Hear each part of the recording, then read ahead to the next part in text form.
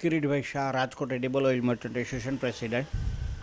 ખાદ્યતેલમાં તો એવું છે કે હવે અત્યારે ઉનાળો આવે એટલે સ્વાભાવિક છે કે ઉનાળામાં તેલનો વપરાશ ઘટે, એટલે હાલ તુરત જે માલોનો છે આવકો ઓછી, જાવક ઓછી છે અને આવકો સારી છે, અને પ્રમાણમાં ગયા વર્ષ કરતાં આ વર્ષે સિંગતેલનું ઉત્પાદન પણ બી, મગફળીનું ઉત્પાદન પણ બી ઝાઝું હતું. તો ગયા વર્ષની સરખામણીએ આ વર્ષે અત્યારે લગભગ સિંગતેલ છે તો એ લગભગ 200 રૂપિયા આસપાસ ગયા વર્ષની સરખામણીએ નીચા મળી રહ્યા છે.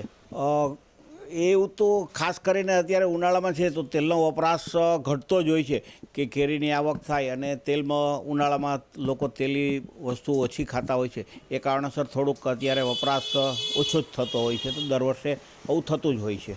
ના, આવનાર દિવસોમાં તો શું છે કે ગવર્મેન્ટ છે તો એ ખેડૂત હિતને લઈને જે ડ્યુટી નાખેલી છે તો એમાં સરકાર બહુ ફેરફાર કરશે નહીં, કારણ કે એના જે ખેડૂતોને જે પોષણક્ષમ ભાવ મળે તો એ ગવર્મેન્ટ જોવે છે. તો આયાતી તેલોમાં તો બહુ ફરક પડશે નહીં.